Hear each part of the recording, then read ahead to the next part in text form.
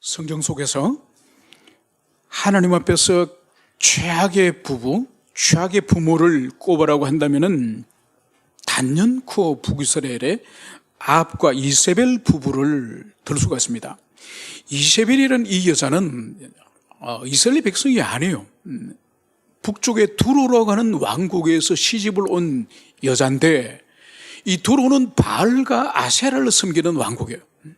그래서 이 이세벨이 시집을 오면서 이 바알과 아세라를 수입해 온 거예요.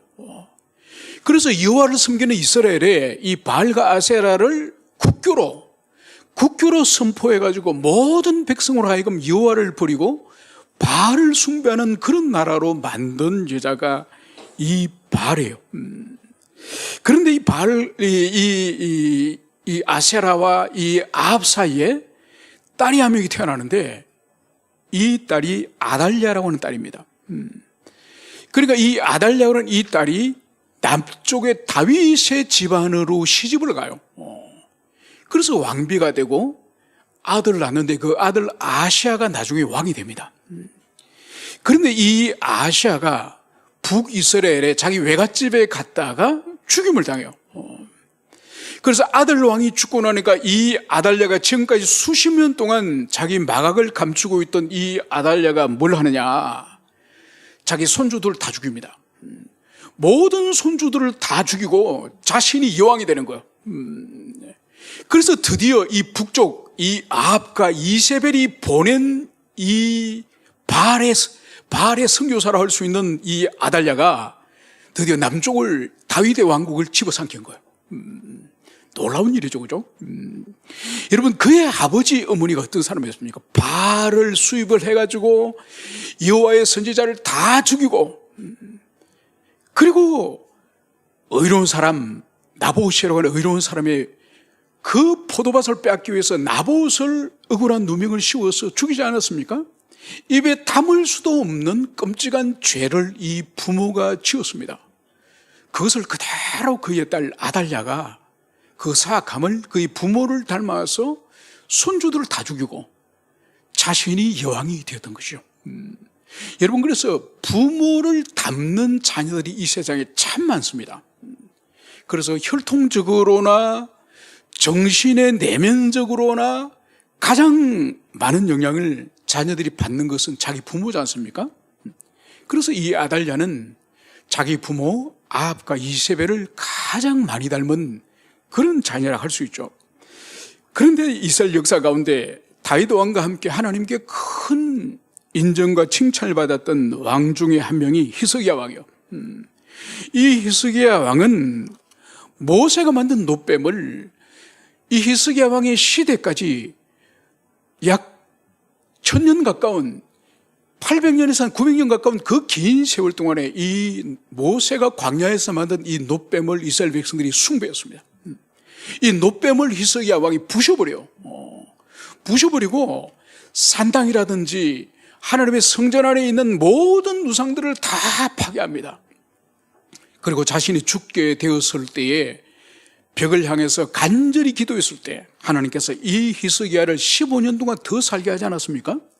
그래서 성경은 히스기야를 향해서 하나님을 의지함에 있어서 유다 왕 중에 그만한 자가 없었다, 그 정도로 이 히스기야는 다윗 왕에 비견할 만한 그런 경건을 가진 왕이었습니다. 그런데 이 히스기야 이 아들 이 므낫세는 아버지 히스기야와 전혀 닮지 않았습니다. 아달랴가 그의 아버지 어머니를 닮았다고 한다면은 이 히스기야 아들 므낫세는 아버지 히스기야 경건을 전혀 가지지 못했다는 거죠. 그래서 아버지가 파괴해버린 바알과 아세라의 목상을 다시 다 복원을 하고, 그리고 하나님의 성전 안에 하늘의 일월 성신을 섬기는 우상을 세우기도 하고 아세라 목상을 만들기도 하고, 심지어 이 므낫세의 이 사악함은 이 우상을 향해서 자기 아들을 불태워 드리는 그런 인신제사를 드리는 이런 사악한 짓을 이 사람이 했습니다. 그래서 이 므낫세는 아버지의 그 아름다운 신앙, 그 경건한 신앙을 전혀 따라 배우지 않는 그런 사악한 자식이라는 것을 볼 수 있습니다. 여러분, 그래서 이 부모와 자식의 관계는 분명히 부부의 사랑과 연합으로 출산을 하지만, 그래서 부모의 육체를 많이 닮지 않습니까? 그래서 아들을 향해서 그 아버지의 붕어빵이다, 그 정도로 빼닮았다는 거죠. 그리고 성격도 부모의 그 보이지 않는 이 정신의 세계, 어떤 습관이라든지 이런 것들도 자녀들이 본 적도 없지만은 닮는 것을 봅니다. 저희 집안에는 저희 부친이 기록을 좋아하십니다. 기록을 또 잘 하시고, 그래서 시골에 아버지 방에 가면 지금 또 방 안에 막 기록의 문서들이 작은 이 손바닥만한 이 종이 쪼가리 붙어 해가지고 큰 종이까지, 노트까지, 우리가 아버지 방에 들어가면은 아버지가 들어가지 마라 그런 거예요. 아버지가 이렇게 딱 정리해서 놔둔 거를 외부 사람이 들어가서 조금이라도 손대면은 아주 아버지가 짜증을 냈습니다. 그런데 얼마나 기록을 하시는지, 그런 습관을 이제 제가 물려받은 거죠. 저 형제들 가운데서도. 그러니까 학습된 적이 없지만은, 아버지에게 학습된 적이 없지만은 제 스스로 그런 것들을 선호하는 그런 기질적인 특질을 가지게 되는 거죠. 그래서 인간은 부모에게 겉으로 이 외모를 물려받을 뿐만 아니라 정신적이고 영적인 들까지 또 영향을 받고 물려받는 그런 존재인 것을 볼 수 있습니다. 그럼에도 불구하고 또 부모에게 전혀 없는 속성들, 전혀 없는 그런 특징들, 전혀 없는 그런 인격적인 그런 성품들을 또한 하나님이 고유하게 그 자녀들에게 창조하시는 것을 볼 수가 있습니다. 그래서 부모에게 전혀 없는 좋은 것이나 부모에게 전혀 없는 나쁜 것이 자녀들에게 있을 수 있는 거죠. 그래서 부모와 자식의 이 관계는 부모에게 육체적인 것이나 정신적이고 내면적인 것을 물려받는, 그래서 부모와 연속적인 그런 관계에 있는 것이 있는가 하면은 부모에게 전혀 없는 외적인 거나 아니면 정신적이고 내면적인 거나, 그래서 부모와 불연속적인 요소를 또한 함께 가지고 있는 것이 자녀예요. 그래서 우리는 오늘 살펴볼 말씀은 가장 한 가정에 지대한 영향을 줄 수 있는 존재가 자녀이고, 또 자녀 입장으로 지대한 영향을 받을 수 있는 존재가 부모인데, 과연 하나님께서는 부모된 자들에게 먼저 자녀들에게 향한 의무, 부모에게 무엇을 먼저 가르치도록, 무엇을 행하는 것이 부모의 도리인지, 이것을 오늘 살펴보고자 합니다. 여러분, 하나님께서 시내산에서 주신 계명 중에 계명이 바로 십계명이죠, 그죠? 그래서 구약의 모든 계명을 압축해서 하나님에 관하여서 4가지 계명, 사람에 관해서, 이웃에 관해서 6가지 계명, 이것이 십계명입니다. 이 가운데서 가정 안에서 지켜야 될 계명, 가정 안에서 지켜야 될 계명을 2가지를 주셨으니, 그것이 바로 첫째, 자녀에게 주신 네 부모를 공경하라. 그리고 부부에게 준 7계명에 있어서 간음하지 말라. 부부의 사랑과 신의와 이 연합에 대한, 그래서 5계명, 7계명이 하나님께서 가정 안에 지켜야 될 계명으로 주신 거예요. 여러분, 그렇다고 한다면은 부모가 자식에게 어떻게 양육을 해야 될지는, 이것은 10계명 안에 있지는 않아요. 10계명 안에 있지 않지만은 성경 가운데 이 자녀에 관한 부모의 이 도리, 이것을 가장 먼저 선명하게 밝힌 것이 오늘 우리가 읽었던 이 신명기 6장 4절에서 이 9절, 이 말씀이 하나님께서 이스라엘 백성들에게 네 자녀에게, 그리고 네 스스로 어떻게 살 것인지 오늘 이것을 말씀하는 것을 볼 수 있습니다. 그래서 오늘 우리는 이 시내산에서 하나님이 이 신명기 6장을 통해 주신 가정에 있어서 부모된 자들이 자녀들을 어떻게 양육하고 키워야 될지 그 영적 원리를 살펴보고, 다음 주에 우리가 마지막으로는 이제 자녀된 자들이 부모를 어떻게 섬기고 부모를 어떻게 대할지, 그것은 다음 주 마지막 시간에 살펴보도록 그렇게 하겠습니다. 이제 본문으로 들어가면 오늘 4절은 이스라엘아 들으라. 우리 하나님 여호와는 오직 유일한 여호와시니. 여러분, 이것은 너무나도 잘 아는 쉐마 이스라엘아 들으라. 여기서 하나님께서 이스라엘에게 들으라고 하는 이 말씀은 단순히 리스닝을 말하는 것이 아니요, 당연히 리스닝은 포함하는 거지만은 이것은 듣고 이해하고 순종의 자리로 나갈 것을 이 들으라 이스라엘아, 이 말씀 안에 다 내포되어 있다는 것을, 이것을 우리는 반드시 기억해야 됩니다. 그래서 이 말씀에 있어서는 하나님은 말씀하시는 분이고, 우리는 하나님의 말씀을 청중하여 듣는 존재라고 하는 하나님과 우리의 관계를 이렇게 명쾌하게 설정하는 말씀이 없습니다. 그래서 항상 주님은 우리들에게 말씀하시고, 우리는 항상 말씀하시는 주님의 음성을 들을 준비가 되어 있어야 됩니다. 그래서 우리는 이 기독교 신앙은 항상 말씀을 잘 들어야 돼요. 그래서 지성을 열어놓고, 귀를 열어놓고, 마음을 열어놓고, 주님이 나에게 무슨 말씀을 하시든지 간에 주님은 항상 선하시고 항상 옳으시고 주님은 오류가 없으시는 그런 분이라는 믿음을 가지고 항상 우리 마음과 귀를 열어둬야 되는 거예요. 그래서 주님은 항상 우리에게 말씀을 주시는 분이시고, 우리는 그 말씀을 항상 듣겠다고 하는 이 마음의 준비가 되어 있어야 됨을, 이것을 여기서 볼 수 있습니다. 그러면서 오늘 하나님께서는 우리 하나님 여호와는 오직 유일한 여호와시니.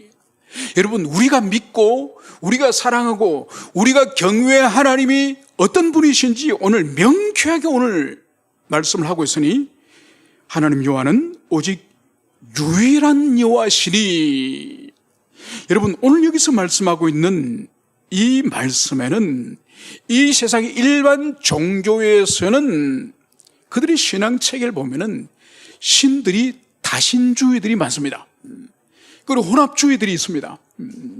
여러분, 심지어 이것은 기독교 신앙 안에서도 이 다신주의가 있고, 그리고 이 혼합주의가 있다는 이것을 볼 수가 있습니다. 이단들이 그렇다는 거죠.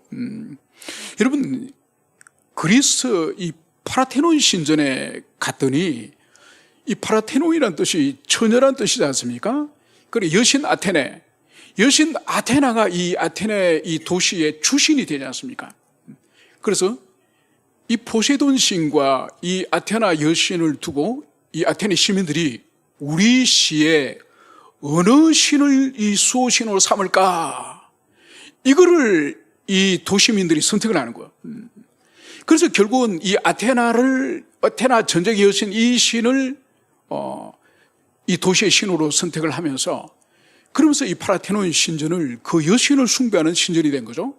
그런데 그 신전 앞에 또 다른 신전이 하나 있더만요.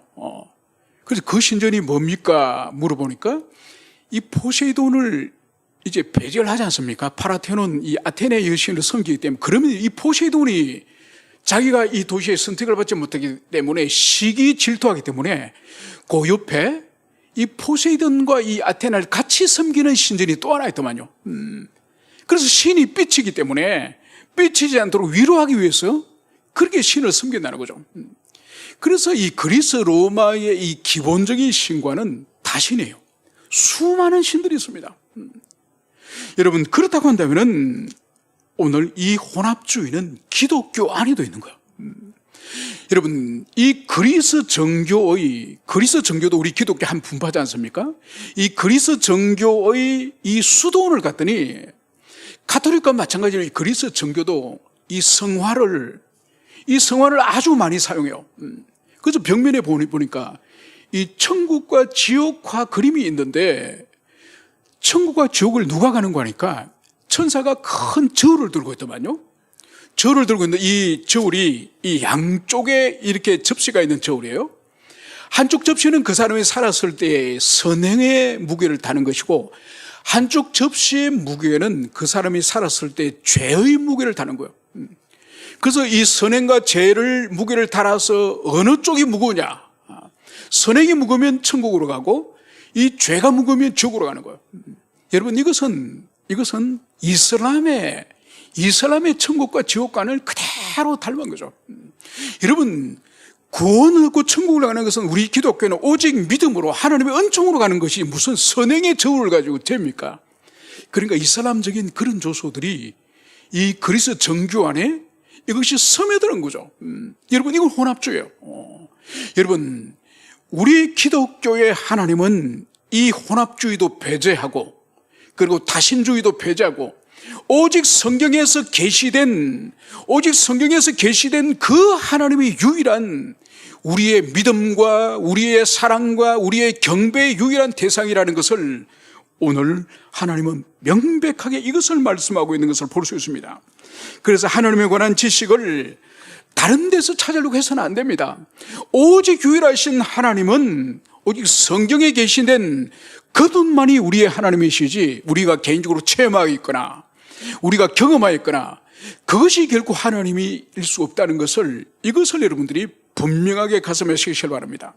그러면서 오늘 하나님께서는 이제 이 말씀을 받는 먼저 부모된 자들에게 너는 마음을 다하고 뜻을 다하고 힘을 다하여 네 하나님 여호와를 사랑하라. 오늘 제일 먼저 오늘 주시는 말씀은 오늘 먼저 부모된 자들에게 하나님이 먼저 말씀을 하십니다. 바로 마음을 다하고 뜻을 다하고 힘을 다하여 내 하나님 여호와를 사랑하는 이 사랑의 계명을 오늘 주셨다는 것을 볼 수 있습니다. 여러분, 여기서 마음을 다하고 뜻을 다하고 힘을 다한다는 이 의미가 뭘까요? 여러분, 우리 성경은 마음을 다하고 뜻을 다하고 힘을 다하라고 됐지만은 원래의 이 히브리어 의미는 모든 마음으로, 모든 뜻으로, 너의 모든 힘으로 이런 의미예요. 그러니까 이것은 하나님을 섬김에 있어서 온전히 우리에게 모든 것을 바쳐서 조금도 남겨둠 없이, 조금도 우리가 숨겨둠 없이 우리의 정신과 내면과 모든 힘을 다해서 주님을 사랑할 것을, 이것을 여기서 말씀을 하고 있는 것이죠. 그러면서 여기서 우리가 또 주목해 볼 것은 여호와를 사랑하라. 이 사랑하라는 이 단어가 이 히브리어로 아브라는 동사를 사용합니다. 아브. 그런데 이 아브라는 동사는 인간이 하나님을 사랑할 때도 이 아브를 사용하지만은 인간과 인간끼리 사랑할 때도 이 아브라는 동사를 사용하는 거예요. 그래서 이것은 뭔가 하니까 이것은 이 단어를 특별히 사용하는 이유는 우리가 하나님을 사랑할 때도 이 아브라는 동사가 호세아에서는 부부의 사랑에도 아브를 씁니다. 그리고 부모와 자식 간의 사랑에도 이 아브를 쓰는 거예요. 그래서 하나님을 사랑할 때도 막연하게 종교적인 관념, 추상적인 관념, 여러분 그런 형태의 사랑을 말하는 것이 하나님 말씀하실 때 사랑이라는 것은 바로 우리가 아내를 사랑하듯이, 우리가 우리의 부모님을 사랑하듯이, 우리가 우리 형제를 사랑하듯이 인격적이고 구체적이고 그런 형태의 사랑을 하나님과도 나누라는 의미가 이 아브를 사용한다는 거예요. 여러분, 하나님은 특별히 하나님을 사랑함에 있어서 어떤 종교적인 관념이나 어떤 추상적인 관념을 빌어와서 너희들은 이렇게 나를 사랑하라 이 말씀을 하지 않는다는 거예요. 여러분, 그래서 우리가 하나님을 너무나도 종교적인 관념을 가지고 추상적이고 막연하게 그렇게 하나님을 대하는 경우들이 많습니다. 그것이 오히려 경건이라고 생각하는 사람도 있다는 거죠. 여러분, 그렇지 않습니다. 여러분, 제가 하는 어느 지체는 이 기도를 하는데 마치 자기 아버지를 향해서 어린아이가 아빠 오늘은 학용품이 필요해요. 500원 주세요. 아빠 오늘은 아이스크림이 정말 먹고 싶거든요. 아이스크림 사오세요. 여러분, 자기 아버지에게 친근하게 이렇게 말을 하듯이 그렇게 기도 생활을 하는 거예요. 처음에 들을 때는 되게 어색하죠. 아니, 저건 집에서 해야 될 말인데 왜 기도를 저렇게 하나? 새벽 기도 시간에 나와가지고. 그래, 그게 아니죠. 하나님이 우리를 향해서 여호와를 사랑하라 할 때는 이 아브라는 이 동사가, 이 단어의 의미가 바로 이렇게 친밀하고 인격적이고 그리고 인간 관계적인 아버지가 자식을, 자식이 아버지를, 부부가 부부를, 여러분 그런 형태의 구체적이고 인격적이고 친밀한 형태의 사랑을 하라는 거예요. 여러분 그래서 근엄하게 주여, 여러분 이것이 어떻게 보면은 하나님이 원하시는 하나님과 관계, 인격적 관계가 아니에요. 그래서 예수님이 그 모범을 보여주지 않습니까? 예수님이 하나님 아버지를 향해서 어떻게 불렀죠? 아빠 아버지, 아빠 아버지, 아빠 아버지. 여러분 저는 이 아빠란 말을 저희 어릴 때 친구가 사용하는 걸 처음 들었습니다. 엄청 충격이었어요. 아버지, 아버지 뭐 이렇게 우리 불렀죠. 그런데 제 친구가 자기 아버지에게 자꾸 아빠 아빠 그러는 거예요. 그래서 저게 반말인지 저게 무리한 것인지 저는 몰랐습니다. 근데 나중에 알고 보니까 그 친구가 교회 다니는 친구였거든요. 그래서 자기 아버지한테 아빠라 아빠라 부르는데 나중에 알고 보니까 참 그게 친근한 표현이고 자기 아버지에 대한 마음의 어려움 없이 가까이 다가가는 그런 표현이더만요. 여러분 하나님은 우리에게 그걸 원하시는 거예요. 하나님이 멀리 떨어져 가지고 가까이 다가갈 수 없는 그런 분으로 여길 것이 아니라 바로 우리의 부모님처럼 또 우리의 부부관계처럼 우리의 연인처럼 그런 친밀하고 인격적인 관계로 닿아오기를 원하는 것이 오늘 이 단어를 사용하여서 바로 주님을 사랑하라 이 명령을 하고 있다는 것을 이것을 여기서 볼 수 있습니다. 그러면서 우리는 그러면 어떻게 이렇게 친근한 부름과 친근한 사랑이 가능합니까? 여러분 주님께서는 이스라엘 백성들에게 여호와를 사랑하라고 명령을 하시지만은 여러분 이것은 근거가 없는 사랑이 아니에요. 여러분 주님은 충분히 근거를 보여주신 거예요. 여러분 이 신명기 말씀은 이미 광야 생활의 40년이 끝나가는 시점에 주님이 주신 말씀이지 않습니까?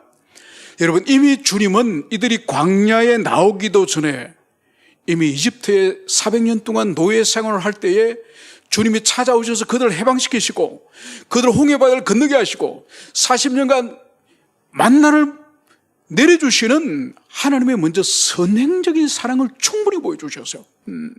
그래서 하나님은 모세를 통해서 여호와 하나님은 창조주이시고 그들 이집트로부터 구원하신 구속주 하나님이시고 광야에서 마시게 하시고 먹이시고 채우시고 보호하시는 섭리주로서의 하나님을 충분히 보여주신 거예요. 여러분 신약시대 때 우리도 마찬가지지 않습니까? 여러분 우리가 왜 그리스도 예수를 사랑하라고 하나님 말씀하십니까?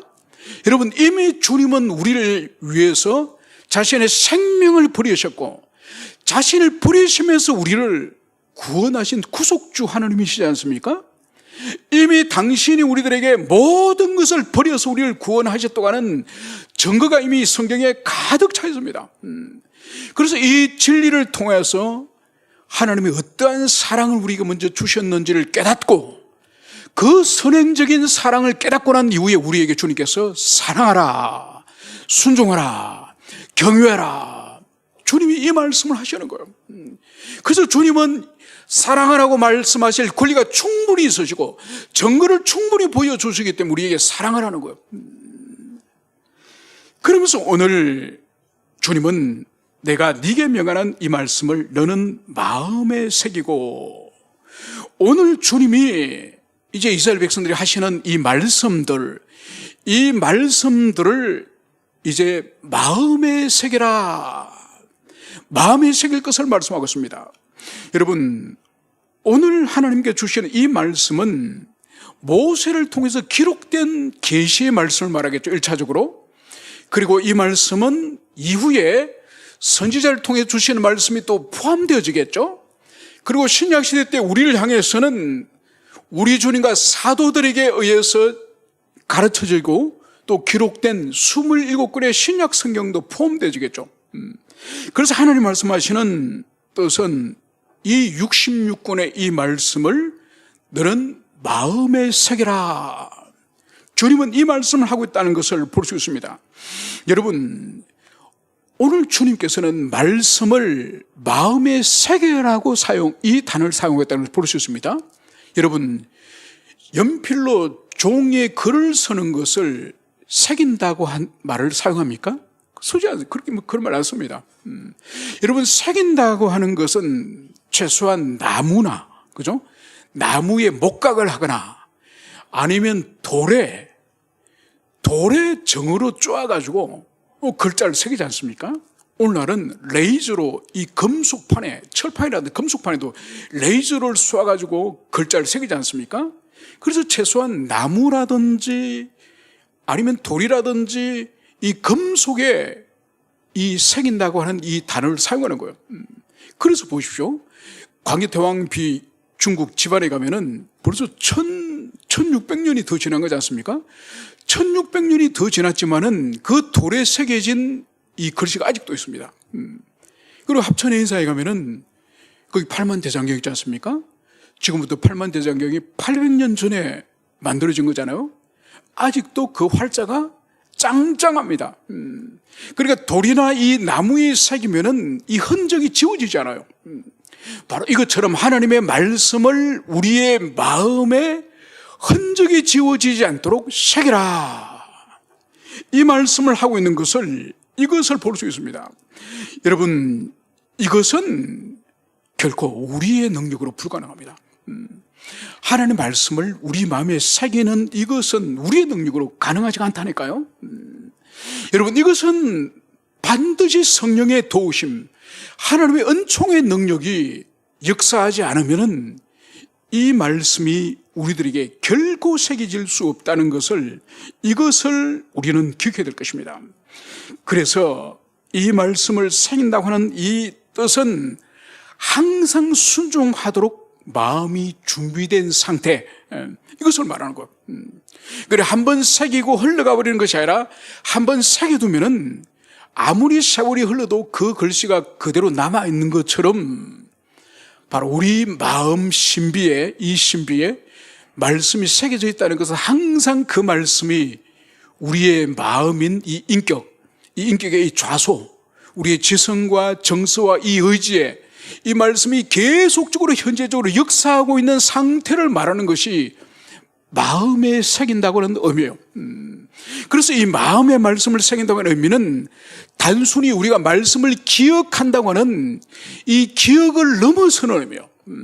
기억을 넘어서서 이 말씀이 우리의 정서에 계속적으로 작용을 하고, 그리고 우리의 이 의지에 작용하고 있는 상태를 이 말씀이 우리 마음에 새겨졌다, 이 말씀을 하고 있는 거죠.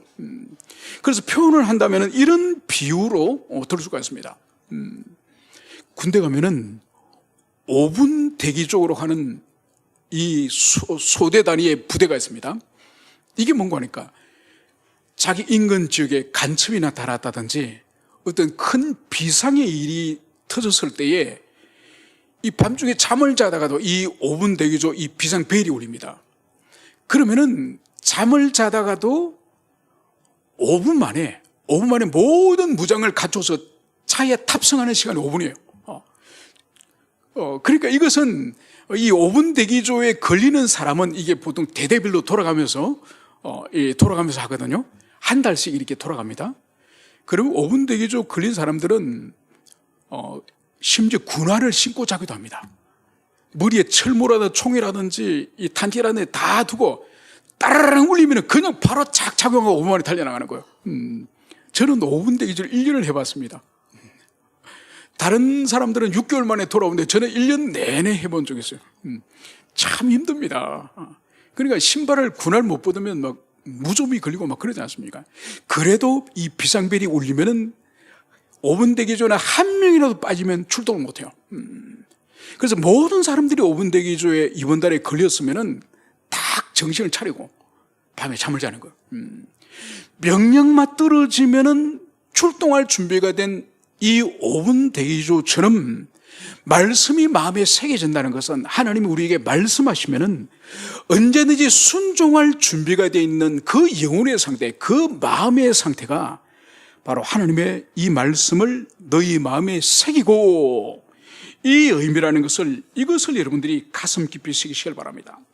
여러분, 그래서 이 세상에서 오늘 요 6절까지 이 말씀이 먼저 부모된 자들에게 하나님이 주시는 부모의 도리예요. 자녀를 가르치기 전에 먼저 부모된 자신의 도리를 여기서 말씀을 하고 있는데, 그것이 바로 하나님을 사랑하고 하나님의 말씀을 언제든지 지킬 준비가 되어 있는 말씀을 마음에 새긴 상태, 이것이 먼저 부모된 자들 자신의 이 준비 상태라는 것을 볼 수 있습니다. 그러고 나서 오늘 이제 부모가 자녀를 향해서는 무엇을 해야 되느냐? 7절, 네 자녀에게 부지런히 가르치며 집에 앉았을 때든지 길을 갈 때든지 누워있을 때든지 일어날 때든지 이 말씀을 강론할 것이며. 여러분, 여기서 먼저 부모된 자들에게 부지런히 자녀에게 가르치라, 가르칠 것을 말씀하고 있습니다. 여러분, 우리의 성경은 가르치라고 여기에 번역을 하고 있지만은 이 원어의 의미는 뭔가 하니까 예리하게, 날카롭게 만들다는 뜻이요. 아주 날카롭게 벼르고 날카롭게 따듬는다 할 때 바로 이 단어를 사용합니다. 그래서 이것은 뭔가 하니까 하나님의 말씀을 두리뭉실하게 자녀들이 가르치지 말라는 거예요. 두리뭉실하게 가르치는 것이 아니라 아주 찔러서 심령에 박히도록 예리하게 이 말씀을 가르쳐라는 이 뜻을 여기서 가지고 있는 거예요. 여러분, 자녀들에게 하나님의 말씀을 정말 전국을 찌르는 예리한 말씀을 가르칠 수 있는 부모가 되기 위해서는 부모된 본인이 어떻게 될까요? 본인이 말씀을 두루뭉실하게 알고 있으면 안 되는 거예요. 본인이 하나님의 말씀을, 정말 그 말씀이 주시는 그 전국을 찌르는 예리한 말씀을 자신이 경험하고 자신이 소유할 때에 자기 자녀들에게 예리한 말씀을 가르칠 수 있지, 자신이 두리뭉실하고 흐리멍텅하게 말씀을 이해하고 있는데 자녀들에게 결코 예리하게 가르칠 수가 없는 것이죠. 그래서 먼저 우리는 이 부지런히 가르친다고, 이 가르침이 날카롭고 예리하게 가르칠 것을, 이것을 여러분들이 이해를 하시길 바랍니다. 그러면서 오늘 여기서 볼 수 있는 것은, 오늘 하나님께서 이스라엘 언약 백성들에게 제일 먼저 주시는 부모의 사명이 뭔가 하니까, 직업교육을 시키거나 아니면 어떤 사교수를 가르치거나 이 세상에서 처세수를 가르치는 것이 아니라, 부모된 자는 이 세상에서 자녀를 향해서 최고의, 그리고 가장 중요한 사명이 바로 하나님의 말씀을 부지런히 가르치는, 이것이 부모된 자들에게 하나님이 주신 최초의, 그리고 최고의 사명이란, 이것을 여러분들이 가슴 깊이 새기시길 축원합니다. 여러분, 오늘날 보세요. 특히 우리 사회를 보세요.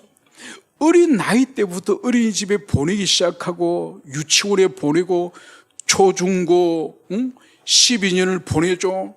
그리고 대학을 보내죠. 여러분, 아이들이 그런 말을 떼고 나서부터 계속적으로 이 공교육에 돌리지 않습니까?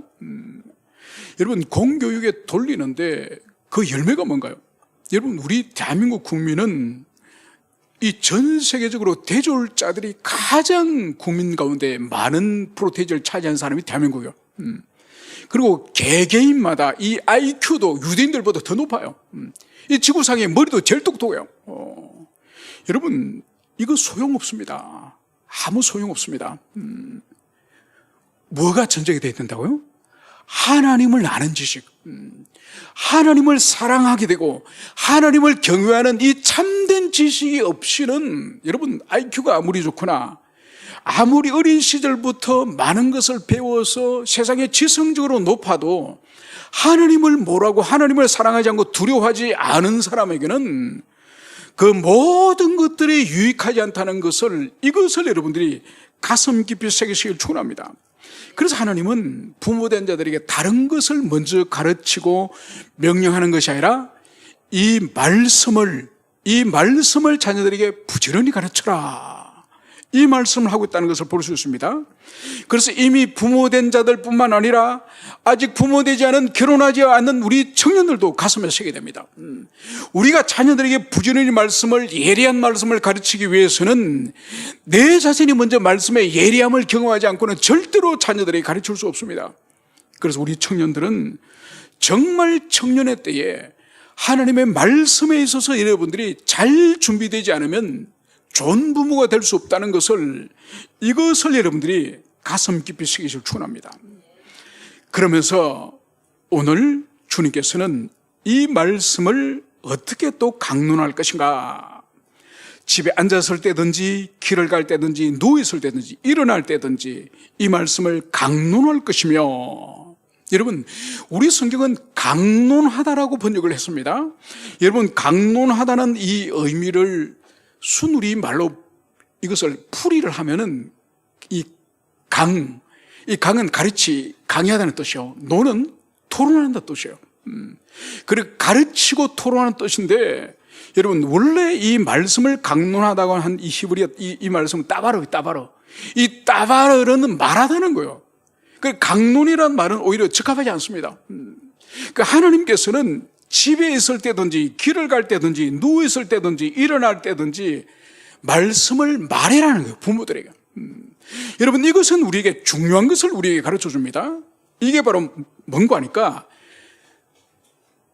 어떤 신앙교육의 자리를 특별히 마련해가지고, 신앙교육이라는 특별한 자리를 마련해가지고 그렇게 자녀들이 가르치기보다는, 오늘 여기서 말하고 있는 것처럼 집에 있을 때든지, 길을 갈 때든지, 누워있을 때든지, 앉았을 때든지, 일어날 때든지, 이것이 말하는 것이 뭔가 하니까, 특별한 어떤 신앙을 가르칠 만한 어떤 이 범위를 지정하기보다는 자녀들과 부모가 함께 있을 때 모든 삶의 방면에서 하나님 말씀을 다 가르치라는 거예요. 그리고 밥상머리에서도, 또 집에서 그냥 얼굴을 마주보고 대화를 할 때도, 아니면 산길을 갈 때도, 여러분, 무엇을 하든지 간에 자녀와 함께 하나님의 말씀을 가르칠 수 있는 이런 가정적인 분위기를 여기서 말씀하는 거예요. 여러분, 이것은 참 조심스러운 부분이 있습니다. 여러분, 특히 목회자 가정은 쉽지가 않습니다. 왜냐하면 목회자 가정을 잘못하면 자녀들에게 말씀 과잉으로 받아들일 수 있습니다. 그러니까 교회에서도 아버지는 목사죠. 집에 가서도 또 이 가르치는 이 습관이 있어가지고 또 가르치면은 이 자녀들이 아주 힘들어합니다. 정말 지혜로워야 됩니다. 여러분들 가정도 마찬가지요. 신앙적인 열심이 있는 가정에서는 막 자녀들에게 성경도 암송시키고 또 교리문답도 부모가 직접 가르치고 그런 일도 하지 않습니까? 그거를 오늘 이 말씀에 따라서는 집에 앉았을 때든지, 길을 갈 때든지, 누웠을 때, 일어날 때든지 그대로 하면은 우리 자녀들 가운데 소화를 못하는 사람들이 참 많습니다. 그래서 오히려 그것을 식상해하고 오히려 그것을 짜증을 내는 그런 일들이 있는 거예요. 여러분, 이거는 궁극적으로 무엇이 문제인지 아십니까? 그 자녀가 회심하지 않았기 때문에요. 여러분, 회심을 하게 되면은 말씀을 사랑하게 되고 말씀을 끊임없이 말씀의 갈망을 느낀다니까요. 여러분, 회심하지 않은 자들에게 말씀을 가르치면은 계속 반감과 식상함과 짜증을 느끼는 그것은 영혼의 이 내면에 말씀에 대한 흡입의 능력이 없는 거예요. 여러분, 회심하면은 여러분 가장 큰 특징이 성경을 읽어도 읽고 싶은 거예요. 읽어도. 저도 청년 시절 회심을 하고 나니까 성경을 끼고 살았다니까요. 그리고 아침에 밥 먹고 나서 성경을 읽으면은 밥 먹으러 가재. 한두 시간 읽은 지 벌써 4시간, 5시간이 지난 거예요. 점심 먹으러 가자. 점심 먹고 또 성경을 펼쳐서 쭉 읽으면은 저녁 먹으러 가자. 그리고 저녁 먹고 또 앉아서 또 성경을 좀 읽으면은 밤 12시, 1시에요. 여러분, 저는 몇 년을 그렇게 보냈습니다. 너무너무 성경을 읽어도 읽을 때마다 새로운 거예요. 그래서 제가 경험한 것이 뭔가 하니까 회심자에게는 성령께서 우리 속에 계시기 때문에 이 진리를 끊임없이 배우고 탐구하고 싶어하고 그리고 영적으로 성장하고 싶은 성장의 욕구를 계속 우리 속에 계시는 성령께서 우리에게 주시는 거예요. 여러분, 회심하지 않은 사람은 이 욕구가 없습니다. 이 욕구가 없는 사람에게 가르치면 짜증을 내는 거예요. 싫다는 거예요. 그래서 오늘 이 자녀에게 모든 삶의 방편에 있어서 이 진리를 가르칠 것을 이것을 여기서 말씀하고 있습니다.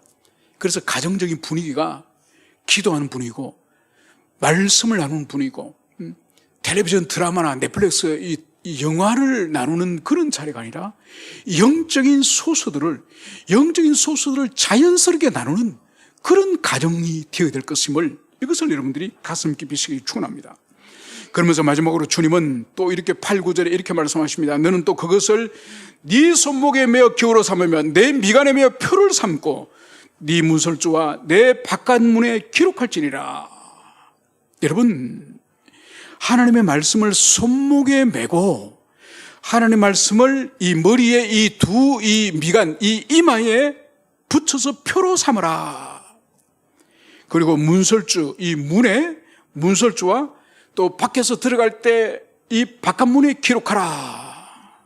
여러분, 이 말씀의 의미는 뭔가 하니까 이 손과 이 머리, 이마, 여러분, 이것은 우리의 삶에 있어서 가장 중요한 두 작용을 말하는 거예요. 여러분, 이 땅에서 우리가 살아가면서 모든 어떤 일들에 대한 사안에 대한 판단을 하지 않습니까? 이 판단은 무엇으로 합니까? 이 두뇌 머리로 하죠, 그죠? 이 두뇌 머리로 모든 사안을 판단할 때에 자기 이성으로 하지 말라는 거예요. 경험으로 하지 말라는 거예요. 뭐가 근거가 되어야 된다고요? 하나님의 말씀. 판단함에 있어서 말씀으로 판단하고, 그리고 손으로 일을 다하죠, 그죠? 모든 선한 일이나 악한 일이나 손으로 일을 다합니다. 일을 함에 있어서도 하나님의 말씀에 근거해서 일을 하라. 여러분, 이것이 부모된 자들이 자식들에게 이것을 평생을 가르쳐야 돼요. 평생을. 그래서 네가 무엇을 판단함에 있어서도, 선악을 판단함에 있어서나 참과 거짓을 판단함에 있어서나 정의와 불의를 판단함에 있어서나 말씀에 근거해서 판단하라. 그리고 어떤 일을 행함에 있어서도 이것이 하나님의 말씀에 합치되는지, 이것을 내가 해도 되는지 해서 안 되는지 말씀에 근거해서 네가 판단하고 행하라. 이 말씀의 의미인 것을 이것을 볼 수 있습니다. 여러분, 여기까지가 부모된 자들이 먼저 자신이 어떻게 갖춰야 될 것이며, 그리고 자녀에게 어떻게 가르칠 것이며, 이것을 주님께서 모세를 통해서 하신 말씀이라 한다면, 우리가 마지막으로 살펴볼 것은 바울 사도가 신약 교회된 우리들에게 이 아비들에게 주신 이 말씀을 잠깐 마지막으로 살펴보겠습니다. 오늘 에베소서 6장 4절과 골로새서 3장 21절은 모두가 하나님께서 바울을 통해 주신 말씀이에요. 이 말씀의 공통적인 특징은 아비들아, 너희 자녀를 노엽게 하지 말라. 여러분, 자녀를 노엽게 하지 말라고 하는 이것이 오늘 두 말씀의 공통적인 특징인 것을 볼 수 있습니다. 왜냐하면 낙심할까 함이라. 여러분, 이것은 뭔가 하니까 부모된 자들이 자녀들에게 어떤 교육을 한다든지 징계를 한다든지 가정에서 어떤 생활함에 있어서 부모된 자들이 자녀를 얼마나 노엽게 하기 쉬운지를 여기서 보여주는 거예요. 여러분, 다윗이 그의 사랑하는 자식들을 향해서, 여러분, 다윗은 엄한 말로 자식들을 꾸중하지 않았다는 것을 성경을 통해서 알 수 있습니다. 그것이 그의 자녀 양육의 실패요, 그 가정의 큰 환난의 기초가 되지 않았습니까? 여러분, 첫 번째 태어난 아들 암논이 여동생을 강간했습니다. 이런 일을 했는데도 아버지는 이 암논을 징계하지 않아요. 여러분, 아버지가 이 형 암논을 징계하지 않는 것을 이 암논의 동생 압살롬이 1년을 지켜본 거예요. 2년을 지켜본 거예요. 3년을 지켜본 거예요. 3년이 지나다 아버지가 이 형 암논을 아무런 제재를 조치하지 않는 것을 보고 이 압살롬이 어떻게 합니까? 아버지가 해야 될 짓을 안 하니 자신이 칼로 형을 찔러 죽입니다. 그리고 이 압살롬이 도망을 치죠. 여러분, 또 이 압살롬을 이 다윗이 너무너무 끔찍이 사랑해요. 아무리 사랑하는 압살롬이지만은 형을 찔러 죽인 이 압살롬 왕자를 우리가 알다시피 이 아버지 이 다윗은 압살롬을 또 징계하지 않아요. 그래서 이 압살롬이 돌아오자 아무런 투철을 하지 않습니다. 결국은 어떻게 됩니까? 징계해야 될 때 징계를 안 하니 이 압살롬이 간땡이가 부어가지고 아버지를 죽이고 왕국을 차지하려고 반란을 일으키지 않았습니까? 결국은 반란에 이 압살롬이 죽습니다. 그러니까 아버지가 징계해야 될 때 징계하지 않으니 이 압살롬이 암논을 향해서 분노하고 아버지를 향해서 분노하는 거죠. 여러분, 그래서 자식을 향해서 분노케 하는 것은 아버지의 어떤 부당한 처사거나 아니면 편애거나 아니면 아버지의 불합리한 어떤 징계거나, 여러분, 이런 것들이 자녀들을 하여금 분노하게 하는 거예요. 결국은 그 결과가 어떻게 됐습니까? 암논도 잃고 압살롬도 잃고 자신은 큰 오명을 쓰게 되는, 이것이 성경에 남아있는 거예요. 여러분, 그러면 왜 다윗이 암논을 징계하지 못하고 압살롬을 징계하지 못했을까요? 그것은 바로 암논이 지었던 간음의 죄, 그리고 압살롬이 지었던 살인의 죄, 그 죄를 자신이 지었기 때문에요. 여러분, 자신이 지었기 때문에 자식을 징계할 수 없는 거예요. 여러분, 그래서 오늘 결론적으로 말씀을 이제 정리를 하면은 부모된 자들이 자녀를 향한 최고의 부모의 그 상태, 그리고 최고의 부모의 이 남겨줄 재산, 다른 것이 아니에요. 좋은 부모가 되는 거예요. 그 좋은 부모로 하는 것은 바로 하나님을 사랑하고 하나님을 경외하는 참된 경건을 소유한 좋은 부모로서 살아가는, 그것이 부모를 향한, 자녀를 향한 최고의 부모인 것을, 이것을 볼 수 있습니다. 여러분, 만약 암논과 압살롬이 아버지가 다윗이 아니고 간음을 하고 살인한 다윗이 자기의 아버지가 아니고 평범한 가정에 암논이 압살롬이 태어났다고 한다면 두 아들이 죽었겠습니까? 죽지 않습니다. 그러므로 오늘날 우리에게도 우리 자녀에게 최고의 부모가 되는 그것은 바로 하나님을 사랑하고 하나님을 두려워하고 하나님의 말씀에 순종하는 그 삶을 사는, 그것이 우리 자녀를 최고의 영적인 교육을 시키는 그런 부모인 것을, 여러분, 그것을 가슴에 새기시고, 먼저 부모된 우리는 좋은, 하나님 앞에 좋은 부모가 되기를 소망하고, 그리고 아직 부모가 되지 않은 여러분들이 나중에 부모가 되어서는 내가 참된 경을 가진, 참된 신앙을 가진 부모가 되기를 결단하는 여러분들이 되기를 축원합니다. 함께 우리 기도하시겠습니다. 이 시간 우리 기도할 때에 오늘 가정 시리즈 5번째 시간, 먼저 아비된 부모된 자들에게 주신 말씀입니다. 바로 오늘 모세의 신명기 말씀을 통해서 먼저 아비된 자들의 첫 번째가 뭔가요? 자신이 하나님을 사랑하는 것이죠.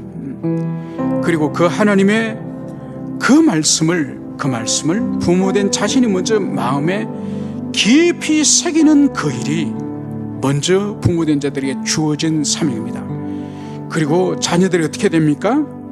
부지런히 가르치고 하나님의 말씀을 삶의 모든 방면에서 말하는, 가르치는 그런 가정, 그런 부모가 되는 것입니다.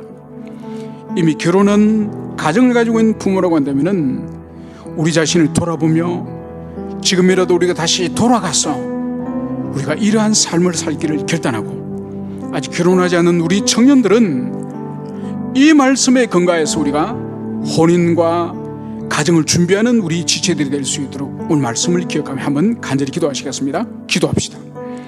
아버지 하나님, 저희들이 은총을 베풀어 주셔서 오늘 주님 먼저 부모된 자들이 자녀 양육에 있어서 어떤 삶의 태도를 가져야 될지 오늘 주님은 모세를 통해 말씀하셨습니다. 아버지 하나님, 먼저 부모된 자들이 하나님을 주님 사랑할 수 있도록 주님 은총을 베풀어 주시기를 원합니다. 그래서 항상 말씀에 순종할 수 있도록 그 말씀이 우리 마음에 새겨질 수 있도록 은혜 베풀어 주시기를 간절히 기도드립니다. 주님이여, 하나님의 말씀이 우리의 지성과 우리의 정서와 우리의 의지를 주님 자극하고 영향력을 주어서 언제든지 주께서 말씀하시면 아멘하고 순종할 수 있도록 은혜 베풀어 주시기를 간절히 기도드립니다. 저희들 한 사람 한 사람 붙잡아 주시옵소서. 우리 마음은 얼마나 식어지기 쉽고 은혜 자리에서 미끄러지기 쉬운지 모릅니다. 주님, 저희들 한 사람 한 사람에게 은총을 베풀어 주셔서 주님이여, 우리 주님 심령의 아버지 말씀이 항상 역사할 수 있도록 은총을 베풀어 주시옵소서. 뿐만 아니라 주님, 우리 자녀들에게 이 진리 말씀을 힘써서 가르칠 수 있도록 주여 역사해 주시기를 간절히 원합니다. 삶의 모든 방면에서 모든 자리에서 우리들 자녀들에게 주의 말씀을 가르치기를 원합니다. 주님 은총을 베풀어 주셔서 우리 온 힘을 다해서 우리 자녀들에게 말씀을 가르칠 때에 우리 자녀들이 아멘하며 가르침을 받을 수 있도록 은총을 베풀어 주시기를 간절히 기도합니다. 바울 사도는 또한 우리가 자녀를 양육함에 있어서 훈육함에 있어서 자녀를 노엽게 하지 말라고 말씀하고 있습니다. 우리가 자녀들에게 부당하거나 아니면 편애하거나 우리가 과도한 징계를 하거나 주님, 그래서 우리의 자녀들이 주님 우리 분노하지 않도록 우리 자녀들의 마음을 잘 우리가 헤아릴 수 있도록 은총을 베풀어 주시기를 간절히 기도합니다. 아버지 하나님, 오늘 주님께서는 부모된 자들에게 자녀를 어떻게 양육할지를 주께서 말씀하셨습니다.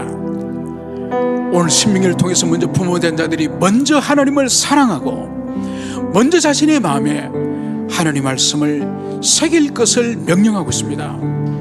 그 다음으로 주님 그 말씀을 자녀들에게 부지런히 가르칠 것을 말씀하고 있습니다. 이 지상에서 주님 하나님께서 우리에게 자녀들에게 좋은 대학을 보내라, 좋은 직장을 다니게 하라, 연봉을 많이 받게 하라, 이런 것을 주님께서는 가르치시는 것이 아니라 바로 하나님의 말씀, 이 성경 말씀을 힘써서 가르칠 것을 말씀하고 있습니다. 우리 모든 교도들 주님, 우리 자신이 힘써 배우고 우리 자녀와 힘써 하나님 말씀을 나누며 가르칠 수 있도록 도와주시고, 우리 가정과 우리 모든 삶의 현장에서 분위기가 영적인 분위기가 될 수 있도록 은총을 베풀어 주시옵소서. 함께 기도하는 가정이 되게 하시고 함께 말씀을 나누는 가정이 될 수 있도록 주님이여 은총 베풀어 주시기를 간절히 기도드립니다. 바울 사도를 통해서 자녀를 양육하고 훈육을 하되 자녀를 분노하지 않게 하라고 주께서 말씀하고 있습니다. 과도한 징계나 주님 편애나 불합리하거나 부당한 것을 통해서 우리 자녀들의 마음을 닫지 않도록, 우리 자녀들의 마음이 주님 상처받지 않도록, 그래서 주님 말씀의 교육에 잘 스며들어갈 수 있도록 주여 은혜 베풀어 주시기를 원합니다. 부모된 우리에게 주님 지혜를 주시고 자녀들의 마음을 잘 살필 수 있는 그런 분별력을 주시기를 원하며 그렇게 하신 예수님 이름으로 기도합니다. 아멘. 이제는 우리 주 예수 그리스도의 은총과 아버지 하나님의 끝없는 사랑과 성령 하나님의 교통하심이 먼저 부모된 자에게 주신 교훈을 오늘 가슴 깊이 새기고 자녀들의 마음을 살피며 주의 뜻을 잘 가르치기를 결단하는 의왕주님에게 모든 성도들 가운데 이제로부터 영원히 함께 있을지어다. 아멘.